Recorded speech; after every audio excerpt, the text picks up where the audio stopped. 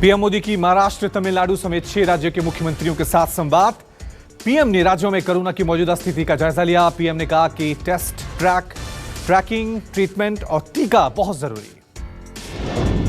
दिल्ली में सिद्धू की सोनिया गांधी से मुलाकात खत्म। आधे घंटे में खत्म हुई बैठक में नहीं हो पाया कोई फैसला। मीटिंग में पंजाब कांग्रेस प्रभारी हरीश रावत भी मौजूद रहे। कांग्रेस महासचिव प्रियंका गांधी का 3 दिन का यूपी दौरा। लखनऊ पहुंची प्रियंका का कार्यकर्ताओं ने स्वागत किया। ग्राउंड लेवल कार्यकर्ताओं और पदाधिकारियों से मुलाकात करेंगी। यूपी प्रदेश बीजेपी कार्य समिति की बैठक को जेपी नड्डा ने संबोधित किया। बोले, देश में ही नहीं विदेशों में भी यूपी की तारीफ। 4 सालों में यूपी दंगा कर्फ्यू मुक्त। सीएम योगी और स्वतंत्र देव सिंह मौजूद रहे। यूपी में कांवड़ यात्रा पर केंद्र का सुप्रीम कोर्ट में हलफनामा। केंद्र कोरोना काल में कांवड़ यात्रा के पक्ष में नहीं। सुप्रीम कोर्ट ने यूपी सरकार को अपने फैसले पर पुनर्विचार करने को कहा। अफगानिस्तान में भारतीय फोटो जर्नलिस्ट दानिश सिद्दीकी ने तालिबान के हमले में जान गंवाई। अफगान स्पेशल फोर्सेस के साथ युद्ध को कवर कर रहे थे। समाचार एजेंसी रॉयटर्स के लिए करते थे काम। मुंबई में फिर आफत की बारिश। भारी बारिश से दादर, साइन और कुर्ला समेत कई इलाके जलमग्न। रेलवे ट्रैक में पानी भरने से सीएसटी मानखुर्द के बीच लोकल सेवा ठप। कई इलाकों में ट्रैफिक डायवर्ट किया गया। बारिश के पानी की वजह से अंधेरी सबवे और मलाड सबवे बंद। बारिश के चलते गोरेगांव के शास्त्री नगर में कमर तक पानी भरा। पानी में कई गाड़ियां डूबी। लोगों को करना पड़ रहा है दिक्कतों का सामना।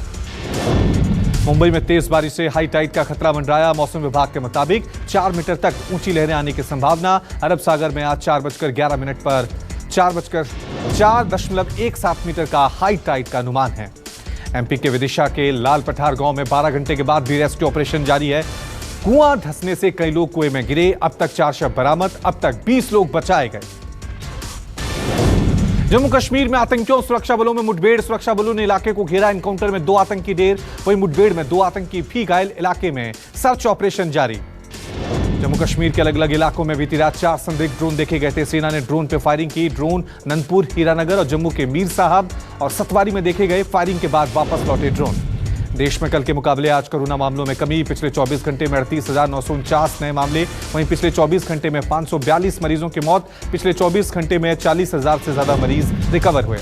देश में कोरोना वैक्सीनेशन में तेजी। बीते दिन 38,78,000 से ज्यादा लोगों का वैक्सीनेशन हुआ, जबकि देश में अब तक कुल 39,53,43,000 से ज्यादा लोगों का टीकाकरण किया जा चुका है। देश में कोरोना को मात देने के लिए कोरोना टेस्ट में तेजी। भारत में पिछले 24 घंटे में रिकॉर्ड 19 लाख से ज्यादा लोगों का टेस्ट।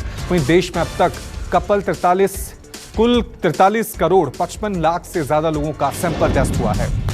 हरियाणा के गुरुग्राम में आज से 9वीं से 12वीं कक्षा तक के स्कूल खोले गए। वहीं 6ठी से 8वीं तक के स्कूल 23 जुलाई से खोल दिए जाएंगे। स्कूलों को कोरोना गाइडलाइन के साथ खोला जाएगा। कोरोना नियमों का पालन हो रहा है। इंग्लैंड टेस्ट सीरीज पे कोरोना का संकट। 2 खिलाड़ियों के बाद कोचिंग स्टाफ भी कोरोना पॉजिटिव मिला। Bowling coach Arun Riddhiman Saha, Abhimanyu isolate किए गए। 10 दिन तक आइसोलेशन में ही रहना होगा। हरियाणा के अंबाला में पेट्रोल और डीजल की कीमतों में बढ़ोतरी पर कांग्रेस का प्रदर्शन। कार्यकर्ताओं ने अलग अलग पेट्रोल पंपों पर हस्ताक्षर अभियान चला। महंगाई को लेकर सरकार के खिलाफ नारेबाजी की। यूपी के प्रयागराज में समाजवादी पार्टी के कार्यकर्ता ने महंगाई और बेरोजगारी के खिलाफ विरोध प्रदर्शन किया। साथ ही राज्य सरकार पर स्थानीय निकाय चुनाव में धोखाधड़ी का बीजेपी पर आरोप भी लगाया।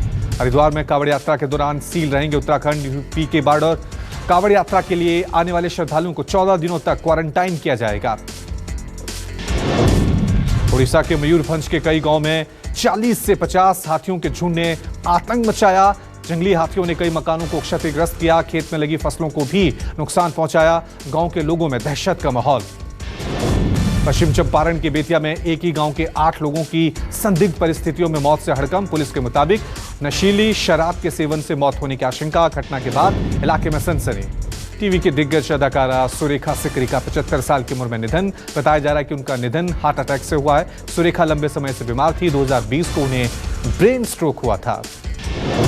पश्चिमी यूरोप में आए तूफान और भारी बारिश से नदियां उफान पर हैं, जिसके चलते जर्मनी और बेल्जियम में भीषण बाढ़ के हालात हो गए। बाढ़ में 40 से ज्यादा लोगों की मौत और दर्जन लोग लापता बताए जा रहे हैं। पाकिस्तान में बस विस्फोट मामले की जांच के लिए चीन की विशेष टीम पाकिस्तान भेजी गई है। दरअसल खैबर पख्तूनख्वा प्रांत के कोहिस्तान में बस में हुए ब्लास्ट में 9 चीनी इंजीनियरों सहित 13 लोगों की मौत हुई थी। नमस्कार, मैं हूं मानक गुप्ता। अगर आपको हमारा ये वीडियो पसंद आया हो तो इसे लाइक और शेयर जरूर करें। और हां, हमें सब्सक्राइब और फॉलो करना ना भूलें ताकि आप देश और दुनिया की कोई खबर मिस ना करें।